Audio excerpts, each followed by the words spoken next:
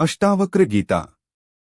अष्टावक्र राजा जनक से आगे कहते हैं कि मुक्त पुरुष सभी परिस्थितियों में संतुलित और स्थिर रहते हैं, वे किए गए और करने योग्य कार्यों में संतुष्ट होते हैं तथा सभी के प्रति संभाव रखते हैं। तृष्णा के अभाव में वे किए गए या न किए गए कर्मों को स्मरण नहीं करते। सच्ची मुक्ति वही प्राप्त करता है जिसे ज्ञान हो जाता है, जबकि अज्ञान से ग्रस्त व्यक्ति बंधनों में जकड़ा रहता है। वह इच्छा, वासनाओं और अहंकार से पीड़ित होकर मानसिक अस्थिरता का शिकार होता है। जो व्यक्ति इन बंधनों से मुक्त हो चुका होता है वही वास्तविक रूप से संतुलित और स्थिर रहता है। वह किए गए और किए जाने योग्य कर्मों में पूर्ण संतोष पाता है, ना तो अतीत के कार्यों को लेकर चिंतित होता है, ना ही उन पर पछतावा करता है और ना ही उनसे प्रसन्नता प्राप्त करता है। उसे भविष्य के कार्यों के प्रति कोई आसक्ति, फल की इच्छा नहीं होती। वह कर्मों को स्वाभाविक रूप से करने में ही उचित मानता है और सभी परिस्थितियों में समान भाव रखता है। जिसने तृष्णा को त्याग दिया है वह किए और न किए गए कर्मों की स्मृति नहीं रखता, जबकि जिसकी तृष्णा बनी रहती है वही लाभ और हानि का हिसाब करता रहता है। जिसे कुछ प्राप्त करने की इच्छा हो वह प्रयास करता रहता है, लेकिन ज्ञानी को ना कुछ पाना होता है और ना ही कुछ छोड़ना। इसलिए ना वह किसी बात पर पछताता है, ना ही हर्ष और गर्व का अनुभव करता है। ऐसी ही स्थिति को परम अवस्था कहा गया है। मुनि अष्टावक्र आगे कहते हैं कि मुक्त पुरुष के लिए ना तो सम्मान सुखद होता है और ना ही अपमान कष्टदायक। ना वह आलोचना से विचलित होता है, ना प्रशंसा से प्रसन्न होता है। ना मृत्यु उसे भयभीत करती है, ना जीवन उसे विशेष आनंद देता है। जिसकी मन स्थिति प्रशंसा और निंदा से प्रभावित होती है वह वास्तव में ज्ञानी नहीं बल्कि अहंकार से ग्रस्त व्यक्ति होता है। जो व्यक्ति निंदा सुनकर क्रोधित हो जाता है और प्रशंसा से प्रसन्न हो जाता है वह सबसे अधिक प्रभावित होने वाला अज्ञानी होता है। वहीं मुक्त पुरुष ना मृत्यु के समय व्याकुल होता है, क्योंकि वह उसे प्रकृति का स्वाभाविक नियम मानता है और ना ही जीवन से अति उत्साहित होता है। यह सभी मन की हलचल हैं, अस्थिरता के संकेत हैं जिनसे वह अप्रभावित रहता है। सच्चा ज्ञानी ही वास्तव में मुक्त होता है, वह अपनी आत्मा में स्थित रहता है, शाश्वत और अमर है और जिसके लिए मृत्यु का कोई अस्तित्व नहीं होता। जो अज्ञानी शरीर को ही अपना अस्तित्व मानता है उसी के लिए मृत्यु वास्तविक होती है, इसलिए वही मृत्यु से भयभीत होता है। मुनि अष्टावक्र आगे कहते हैं कि जैसे सूर्य की किरणें कहीं भी समान रूप से फैलती हैं, वैसे ही शांत चित्त व्यक्ति ना तो भीड़ भाड़ वाले नगर की ओर भागता है, ना ही एकांत वन में जाने की आवश्यकता महसूस करता है। वह हर परिस्थिति और स्थान में संभव से स्थित रहता है। केवल वही व्यक्ति भाग दौड़ करता है जो कुछ प्राप्त करना चाहता है, जिसमें वासना और तृष्णा होती है, चाहे वह सांसारिक इच्छाओं की हो या मोक्ष की लालसा की। सच्चा ज्ञानी वही होता है जिसने परम तत्व को जानने का लाभ प्राप्त कर लिया है, जिसे आत्मा का साक्षात्कार हो जाता है। जो परम तत्व को पा लेता है और मुक्त हो जाता है उसकी सभी भागदौड़ स्वतः समाप्त हो जाती है, उसकी समस्त इच्छाएं और आकांक्षाएं विलीन हो जाती हैं और वह सृष्टि में एकता का अनुभव करने लगता है। यही अनुभूति उसमें संभव उत्पन्न कर देती है। ऐसा ज्ञानी शांत और स्थिर बुद्धि वाला हो जाता है, जो हर स्थान और परिस्थिति में समान रूप से स्थित रहता है, चाहे वह भीड़ भाड़ वाला नगर हो या एकांत स्थान, राजमहल हो या साधारण झोपड़ी। उसके लिए इनमें कोई अंतर नहीं होता। जबकि अज्ञानी विशेष स्थानों को चुनने की प्रवृत्ति रखता है। अज्ञानी अपनी इच्छाओं और धारणाओं के अनुसार चुनाव करता है। ऐसा ही भोजन करूंगा, भिक्षा मांगकर ही खाऊंगा, ऐसे ही वस्त्र पहनूंगी, इस प्रकार रहूंगा आदि। लेकिन ज्ञानी इन चुनावों से मुक्त हो जाता है। वह जैसा है जो है उसी में संतुष्ट रहता है और केवल एक साधन मात्र बन जाता है। यही जीवन मुक्त अवस्था की परम स्थिति होती है। इसी के साथ मुनि अष्टावक्र गीता के शांति शतक नामक 18वें प्रकरण का समापन होता है। इसके बाद 19वें प्रकरण की शुरुआत होती है, जिसमें मुनि अष्टावक्र कहते हैं, तत्व ज्ञान मन की शांति और आत्मस्वरूप की अनुभूति से हृदय की सभी ग्रंथियां कट जाती हैं, जैसे विभिन्न विचारों की उलझन समाप्त हो जाती है। इसी अवस्था में राजा जनक आत्मज्ञान से संतुष्ट होकर अपनी अनुभूति को प्रकट करते हैं। मैंने आपके तत्व ज्ञान रूपी उपदेश को अपनाकर अपने हृदय और मन से संदेह और विचारों के समस्त बाण निकाल फेंके हैं। मुनि अष्टावक्र के ज्ञान पूर्ण वचनों को सुनकर ही राजा जनक आत्मबोध को प्राप्त हो गए, क्योंकि उनकी अंतः भूमि पहले से ही शुद्ध और तैयार थी। उन्होंने मुनि अष्टावक्र के उपदेश पर ना तो कोई संदेह किया, ना ही न की भांति तर्क वितर्क किया और ना ही अविश्वास प्रकट किया, बल्कि उन्होंने पूर्ण श्रद्धा के साथ उन वचनों को आत्मसात कर लिया, जिससे वे अमृत को प्राप्त कर सके। यह केवल एक उपदेश नहीं बल्कि जीवन का सार था, जिसका वास्तविक लाभ केवल श्रद्धावन व्यक्ति को ही मिलता है। गीता में कहा गया है, श्रद्धावन लभते ज्ञानम, अर्थात ज्ञान का वास्तविक फल केवल श्रद्धालु व्यक्ति को ही प्राप्त होता है। राजा जनक आत्मबोध से परिपूर्ण हो गए और अपनी अनुभूति को व्यक्त किया, जिसे मुनि अष्टावक्र ध्यान पूर्वक सुनते रहे। हालांकि पूर्ण पुष्टि के लिए परीक्षा आवश्यक थी, इसलिए मुनि अष्टावक्र ने जनक से कई प्रश्न किए। जनक इन सभी परीक्षाओं में सफल रहे,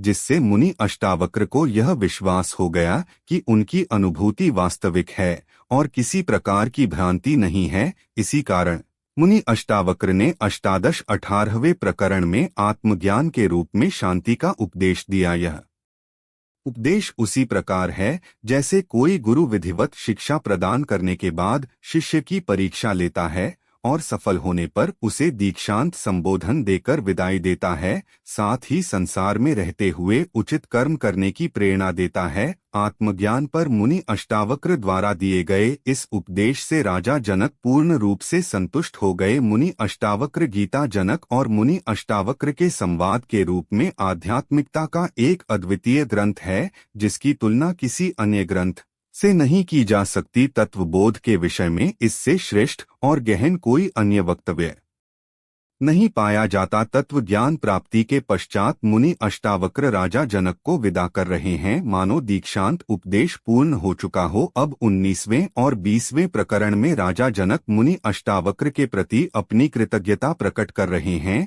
यह केवल एक औपचारिक धन्यवाद नहीं है, बल्कि उनकी आत्मिक अवस्था का वर्णन भी है, जो गुरु की कृपा से प्राप्त आत्मज्ञान रूपी गहन शल्यक्रिया के समान है। इस प्रक्रिया में सभी बाह्य एवं असंगत तत्व विलीन हो जाते हैं और केवल शुद्ध आत्मज्ञान शेष रहता है, जो वास्तविक स्वरूप का प्रतीक है।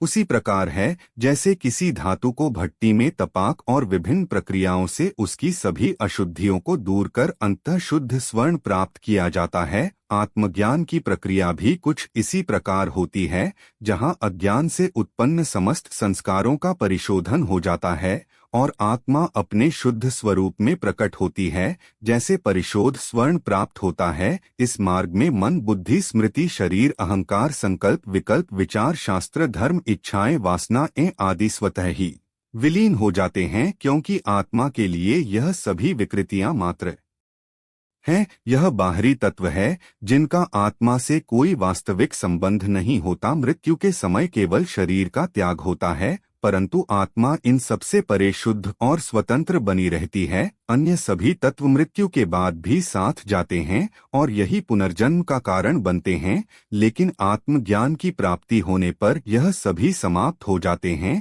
इसलिए इसे महामृत्यु कहा गया है। इसके पश्चात जो शेष रहता है वही वास्तविक स्वरूप है, वही आत्मा है। मनुष्य की मूल समस्या उसके विचार हैं, क्योंकि इन्हीं विचारों के आधार पर उसके सभी कर्म होते हैं। मृत्यु के बाद भी विचार ही साथ जाते हैं और इन्हीं से पुनर्जन्म की प्रक्रिया जारी रहती है। सुख दुख का मूल कारण भी विचार ही है, क्योंकि सभी द्वंद्व इन्हीं से उत्पन्न होते हैं। दूसरे शब्दों में विचार ही संसार का आधार है और निर्विचार ही साधना और ध्यान का वास्तविक स्वरूप है। इसकी पूर्ण उपलब्धि ही समाधि कहलाती है, जो आत्मज्ञान का सार है। जब तक विचार सक्रिय हैं, मनुष्य किसी न किसी रूप में अस्थिर रहेगा। राजा जनक अब तत्व ज्ञान प्राप्त कर चुके हैं, जिससे उनकी समस्त आंतरिक अशांतियां समाप्त हो गई हैं और वे पूर्ण रूप से स्वस्थ एवं संतुलित हो गए हैं। मुनि अष्टावक्र के प्रति आभार प्रकट करते हुए वे कहते हैं, आपके तत्व ज्ञान रूपी प्रकाश को प्राप्त कर मैंने अपने हृदय और चित्त से समस्त विचारों के बाण निकाल फेंके हैं। अब मैं पूर्ण रूप से स्वस्थ हूँ, क्योंकि विचार ही आत्मज्ञान के मार्ग में सबसे बड़ी बाधा है। वे चित्त में ऐसी हलचल पैदा करते हैं कि आत्मा का वास्तविक प्रतिबिंब स्पष्ट रूप से दिखाई नहीं देता। निर्विचार अवस्था ही उपलब्धि की कुंजी है, क्योंकि विचार केवल मन को भटकाने का कार्य करते हैं। आत्मा कभी होती नहीं, वह केवल विस्मृत होती है, और उसे पुनः स्मरण में लाने का एकमात्र उपाय निर्विचार स्थिति प्राप्त करना है। राजा जनक कहते हैं, मैं अपनी महिमा में स्थित हूँ। अब मुझे ना तो धर्म का बोध है, ना काम की इच्छा, ना अर्थ की आवश्यकता, ना विवेक का विचार, ना द्वैत का भान और ना ही अद्वैत की अनुभूति। आत्मा ही हमारा वास्तविक स्वभाव है, वही परम सत्य और आनंद का स्रोत रहता है। उसे प्राप्त कर लेना ही सर्वोच्च गौरव की अनुभूति है। सच्ची महिमा केवल आत्मज्ञानी की होती है, क्योंकि बाहरी सम्मान और उपाधियां मात्र भ्रम है। दूसरों द्वारा दी गई प्रशंसा एक छलावा है, क्योंकि जो सम्मान कोई देता है वह उसे कभी भी वापस ले सकता है। यदि बाहरी महिमा के आधार पर कोई स्वयं को महान समझने लगे तो वह मात्र एक गुब्बारे की भांति फूल जाता है, जिसकी डोर किसी और के हाथ में होती है। जो ममा दूसरों के हाथों में हो, वे जब चाहे उसे छीन सकते हैं, और तब तुम्हारा सारा अभिमान समाप्त हो जाएगा। यदि कोई अपनी पहचान जमीन, जायदाद, धन संपत्ति, मित्रों, संबंधियों, पद या प्रतिष्ठा में देखता है तो वह केवल बाहरी महिमा का भ्रम पाल रहा है। यह सभी चीजें दूसरों द्वारा दी गई हैं और जब चाहे छीनी जा सकती हैं। आज यदि लोगों ने तुम्हें वोट देकर राजा, प्रधानमंत्री या राष्ट्रपति बना दिया तो यह सम्मान भी उन्होंने ही दिया है, लेकिन यदि उनके स्वार्थ पूरे नहीं हुए तो वही लोग इसे पल भर में छीन भी सकते हैं। तो वही लोग तुम्हें फिर से नीचे गिरा देंगे, तुम्हारी प्रतिष्ठा मिट्टी में मिला देंगे, क्योंकि नियंत्रण उनके हाथ में है। तुम स्वतंत्र नहीं बल्कि उनके अधीन हो चुके हो। वे तुम्हें बंदर की तरह नचा रहे हैं और तुम नाच रहे हो। इसी को तुम महिमा समझ रहे हो। लेकिन जनक कहते हैं, मैं अपनी वास्तविक महिमा में स्थित हूँ। आत्मा ही असली महिमा है और इसमें स्थिर होने से ही मैं महामहिम हूँ। मेरी इस महिमा को कोई छीन नहीं सकता, क्योंकि यह मेरी अपनी उपलब्धि है जिसे मैंने स्वयं प्राप्त किया है। यही एकमात्र सत्य और शाश्वत तत्व है जो सदैव मेरा रहेगा। अन्य कोई भी वास्तव में मेरा नहीं हो सकता, क्योंकि वह कभी भी अलग हो सकता है, लेकिन आत्मा सदा अविभाज्य रहती है। इससे बढ़कर कोई महिमा नहीं हो सकती। जो अपनी आंतरिक महिमा से अनभिज्ञ होता है वही दूसरों से सम्मान और प्रशंसा की अपेक्षा करता है, किंतु जिसने अपनी स्वयं की महिमा को जान लिया वही वास्तविक रूप से श्रेष्ठ है। इस आत्मिक महिमा को पाने के लिए विभिन्न साधनों का उपयोग किया जाता है। धर्म, अर्थ, काम, विवेक आदि भी साधन है।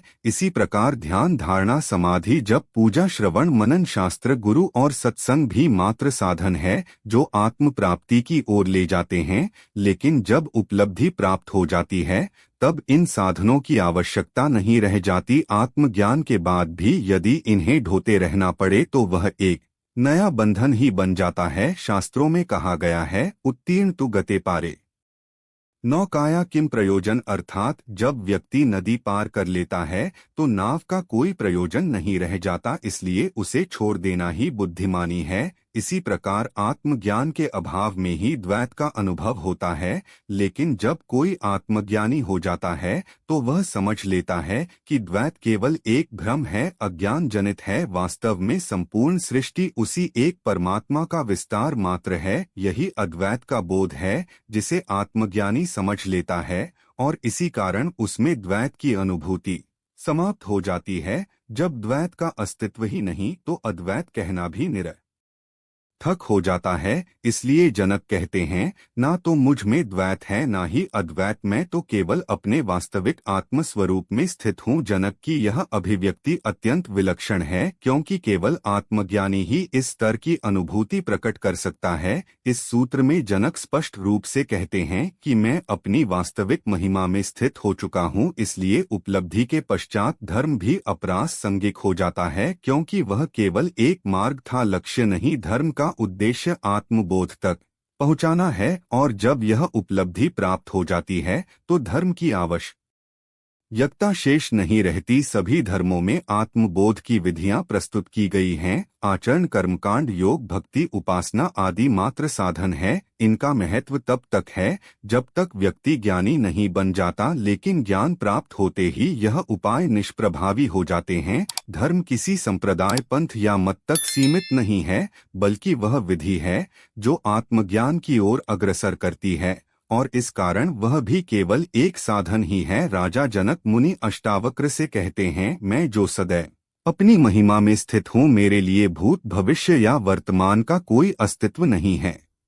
ना ही कोई देश या स्थान मुझे बांध सकता है। स्थान और समय की सीमाएं केवल अज्ञानी को प्रभावित करती हैं, जबकि आत्मज्ञानी इनसे परे होता है। आत्मा शाश्वत, नित्य, अजन्मा, निराकार और निर्लिप्त है, इसलिए उसके लिए काल विभाजन का कोई अर्थ नहीं होता। वह किसी एक क्षण या स्थान तक सीमित नहीं, बल्कि सर्वत्र व्याप्त और अपरिवर्तनीय है। वह सदा से थी, अब भी है और भविष्य में भी बनी रहेगी। उसका कभी विनाश नहीं होता। सृष्टि का अंत हो जाए तब भी वह बनी रहती है, और सृष्टि के अस्तित्व में आने से पहले भी वही थी। इसलिए जिसने आत्मा को जान लिया उसने ब्रह्मा को भी जान लिया और स्वयं ब्रह्मा स्वरूप हो गया। जनक यही कह रहे हैं कि अब मैं आत्म स्वरूप हो चुका हूँ, इसलिए आत्मा की महिमा ही मेरी महिमा है। जनक आगे कहते हैं, मेरे लिए आत्मा क्या है, शुभ और अशुभ क्या है, और चिंता कैसी। जब मैं स्वयं की महिमा में स्थित हूँ तो इन सभी का कोई अस्तित्व नहीं रह जाता। मेरे लिए ना आत्मा का कोई अस्तित्व है, ना नाम रह गया है, ना शुभ अशुभ का भेद बचा है,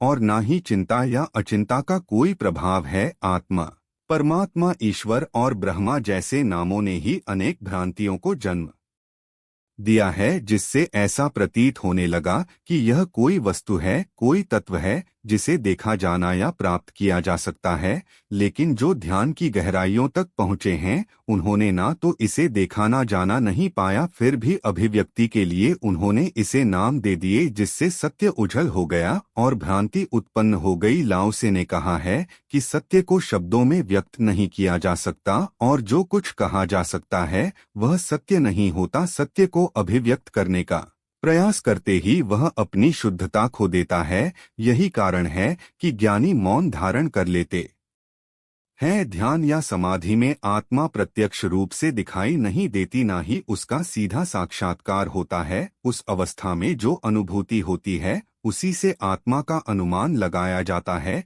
ठीक वैसे ही जैसे धुएं को देखकर अग्नि के होने का अंदाजा लगाया जाता है। लेकिन आत्मा वास्तव में कैसी है, इसका वर्णन कर पाना अत्यंत कठिन है। इस कारण ज्ञानियों की अभिव्यक्तियों में भी भिन्नता देखी जाती है, क्योंकि आत्मा के बारे में जो कुछ भी कहा गया है वह पूर्ण सत्य नहीं हो सकता। लाओ से ने इसे सत्य कहा, महावीर ने आत्मा, उपनिषदों ने तत् नाम दिया, बुद्ध ने इसे अनामा कहा, शून्यवादियों ने इसे शून्य माना, ज्ञानियों ने इसे ज्ञान कहा, भक्तों ने इसे ईश्वर या परमात्मा कहा, और अद्वैतवादियों ने इसे ब्रह्मा की संज्ञा दी। जनक की अभिव्यक्ति इसे और अधिक स्पष्ट करती है कि उस परम स्थिति में पहुंचकर आत्मा और अनामा का भेद स्वतः समाप्त हो जाता है। उस अवस्था में पहुंचकर केवल आनंद का अनुभव होता है।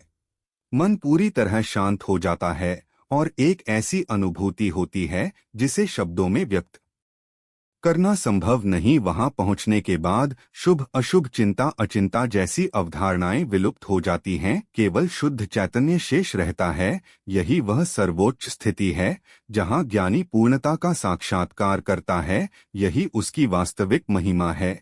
अगर आपको यह वीडियो अच्छी लगी हो तो आप वीडियो को एक लाइक जरूर करें। जय श्री कृष्णा।